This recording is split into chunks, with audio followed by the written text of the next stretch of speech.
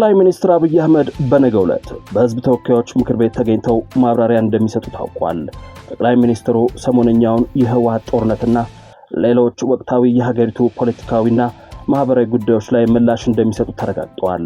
በተያያዘም በቀደመው የፓርላማ ውሎ የኤርትራን ጥያቄ ፓርላማ ይዘው ገብተዋል በማለት ሲተቹ የነበሩትና በህዝብ ተወካዮች ምክር ቤት ጠንካራ ጥያቄ በመጠየቅ የሚታወቁት ዶክተር ደሳለኝ ጫኔ እንደቀደመውም በወቅታዊ ጉዳዮች ላይ ጠንከር ያሉ ጥያቄዎችን እንዳስገቡ ምንጮች ነግረውናል። ታደምጡታላችሁ። ህወሓት ወደ አፋር ተሻግሮ ገብቷል። ቡድኑ ትናንትናው ዕለት በአፋር ያለው ድንበር በራያ ጨርጨር፣ በቢሶበር እና አዲስ ከተማ በኩል የቡድን መሳሪያዎችን ሲተኩስ ውሏል። በፌዴራል መንግስትና በትግራይ ኃይሎች መካከል የተካሄደው ግጭት ሊፈጠር የማይገባ ነው ሲል የትግራይ መንግስት አጣጥሎታል። በግጭቱ ምክንያት የተቋረጠው የኢትዮጵያ አየር መንገድ በረራ ዳግም እንዲጀመር ለፌዴራል መንግስት ጥያቄ ማቅረቡን ታውቋል። ይህንን ተከትሎም አየር መንገዱ በነገው ዕለት ወደ ትግራይ በረራ እንደሚጀምር ተሰምቷል። በዝርዝር ይደመጣል። ህወሓት የከፈተውን ጦርነት በማውገዝ በወልቃይት ጠገዴ ሰቲት ሁመራ ዞን ዋና ከተማ በሆነችው ሁመራ የተቃውሞ ሰልፍ ተካሂዷል። በሰልፉ የተላለፉ መልእክቶች በዜናችን የተካተተ ጉዳይ ነው።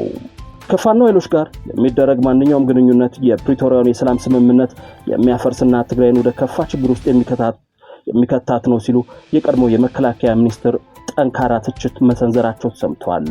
እኚህ ፋኖን የተቹት የቀድሞ የመከላከያ ሹም ማናቸው ካላችሁ ምላሽ ይዘናል።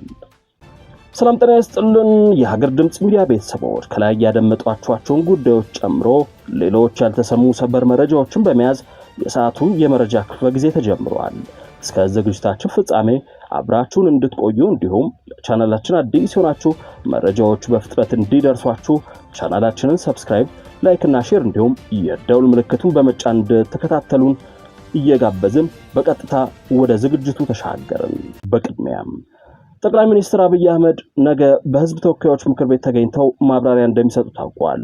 የኢትዮጵያ ፌዴራላዊ ዲሞክራሲያዊ ሪፐብሊክ 6ኛው የህዝብ ተወካዮች ምክር ቤት በ5ኛ ዓመት የሥራ ዘመኑ 10ኛ መደበኛ ስብሰባውን ነገ ያካሂዳል። ምክር ቤቱ በነገ ስብሰባው ጠቅላይ ሚኒስትር አብይ አህመድ በፌዴራል መንግስት የ2018 በጀት ዓመት የ6 ወራት የሥራ አፈጻጸም ሪፖርት ላይ ከምክር ቤት አባላት ለሚቀርቡላቸው ጥያቄዎች የሚሰጡትን ምላሽና ማብራሪያ የሚያዳምጥ ይሆናል። ይህ በእንዲህ እንዳለም ዶክተር ደሳለኝ ጫኔ እንደተለመደው ጠንከር ያለ ጥያቄ ለጠቅላይ ሚኒስትር አስገብተዋል። በቀደመው የፓርላማ ውሎ የኤርትራን ጥያቄ ፓርላማ ይዘው ገብተዋል በማለት ሲተቹ የነበሩትና በህዝብ ተወካዮች ምክር ቤት ጠንካራ ጥያቄ በመጠየቅ የሚታወቁት ዶክተር ደሳለኝ ጫኔ እንደቀደመው በወቅታዊ ጉዳዮች ላይ ጠንከር ያሉ ጥያቄዎችን እንዳስገቡ ምንጮች አሳውቀውናል። ምንም እንኳን ለጥያቄያቸው በቂ ምላሽ ባያገኙም ከመጠየቅ ወደ ኋላ እንደማይሉ የሚታወቁት ዶክተር ደሳለኝ ጫኔ ለማክሰኞ ፓርላማ ያስገቧቸውን ጥያቄዎች በመላ ሀገሪቱ ላለው የሰላም ሁኔታና በአማራ ክልል ግጭት ምክንያት በዘራቸው ተመርጠው ለዓመታት ያለ ፍትህ ለሚንገላቱ የህሊና እስረኞችን በተመለከተ እንደሚሆን ምንጮች ተናግረዋል። ህወሓት ወደ አፋር ተሻግሮ ገባ። ቡድኑ በትላንትናው ዕለት በአፋር ያለው ድንበር በራያ ጨርጨር፣ በቢሶበርና አዲስ ከተማ በኩል የቡድን መሳሪያዎችን ሲተኩስ ውሏል። ህወሓት በጨርጨር በኩል በያለው ድንበር ካሰማራቸው የጦር ኃይል በተጨማሪ ከቀኑ 11 ሰዓት ጀምሮ አንድ ተጨማሪ ክፍለ ጦር ከማቻር ወደ ቢሶበር ግንባር እያስጠጋ ይገኛል።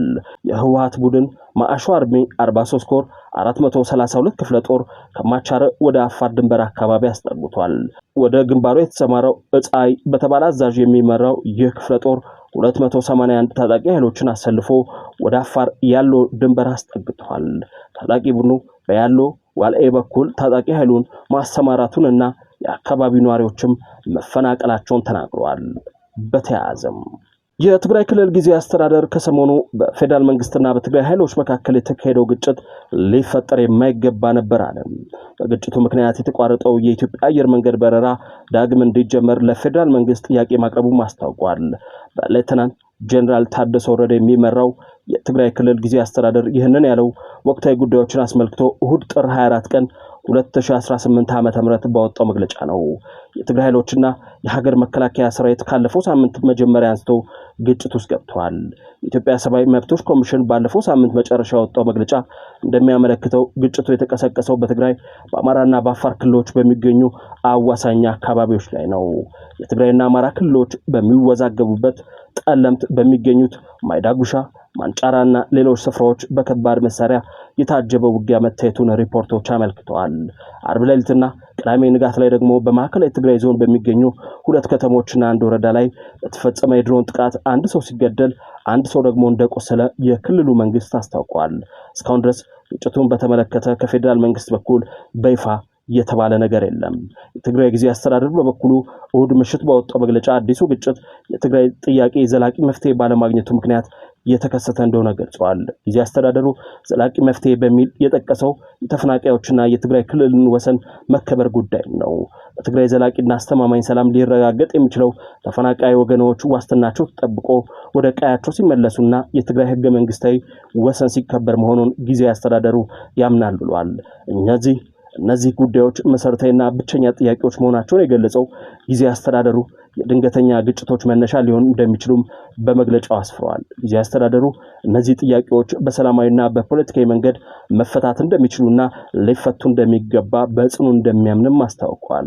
ከዚህ ውጭ ያለው መንገድ ዘላቂና አስተማማኝ ሰላም ሊረጋገጥ እንደማይችል በመግለጫው የጠቀሰው ጊዜያዊ አስተዳደሩ ካለፈው ሳምንት አንስቶ የተቀሰቀሰው ግጭት መሰረታዊ የትግራይ ጥያቄ ዘላቂ መፍትሄ ባለማግኘቱ ምክንያት የተከሰተና ሊፈጠር የማይገባው ነበር ብለዋል።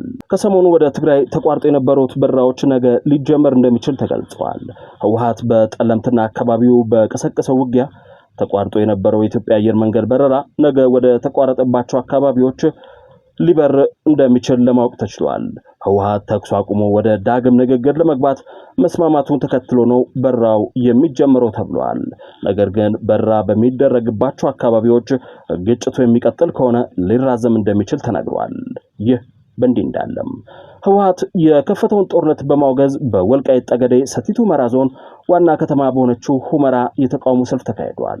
ከሁመራ ከተማና አካባቢዋ ሰላማዊ ሰልፈኞች በተጨማሪ ከማይካድራና ከአዲጎሽ ከተማ የመጡ ነዋሪዎች በሰልፉ ላይ የታደሙ መሆኑ ተነግሯል።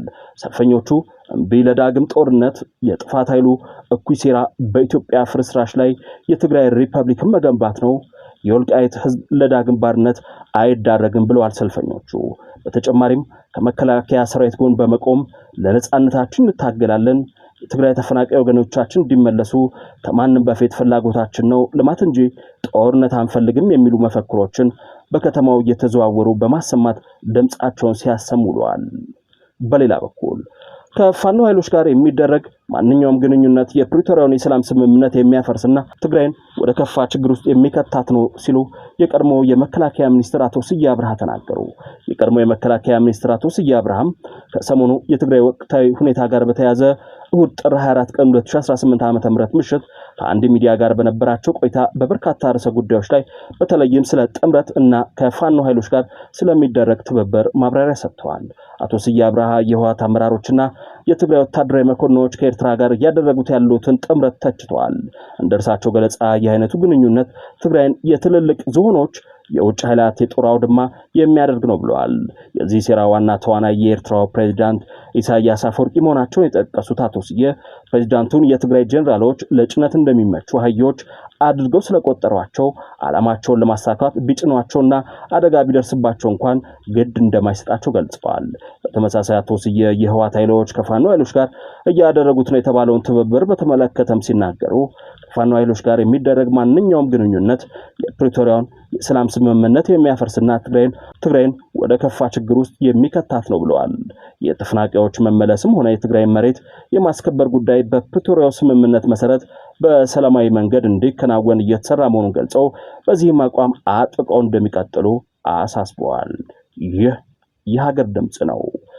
የእንግሊዝ መንግስት ዜጎቹ ወደ አማራ፣ ትግራይና ጋምቤላ ክልሎች ፈጽመው እንዳይሄዱ አስጠነቀቀ።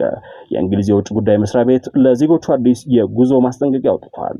ዛሬ ይፋ የሆነው ይህ የጉዞ ማስጠንቀቂያ ከዚህ ቀደም ባወጣው ላይ ማሻሻያዎች የተደረጉበት ነው። በአዲሱ ማስጠንቀቂያ በህወሓትና በኢትዮጵያ መንግስት መካከል አዲስ ግጭት መፈጠሩን በመግለጽ ዜጎች ወደ ትግራይ ክልል ሙሉ በሙሉ እንዳይሄዱ አሳስበዋል።